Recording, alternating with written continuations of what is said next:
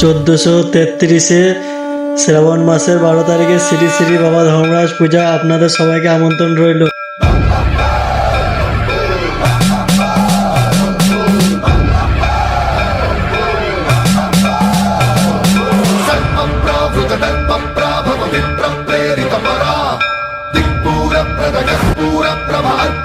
శంకరా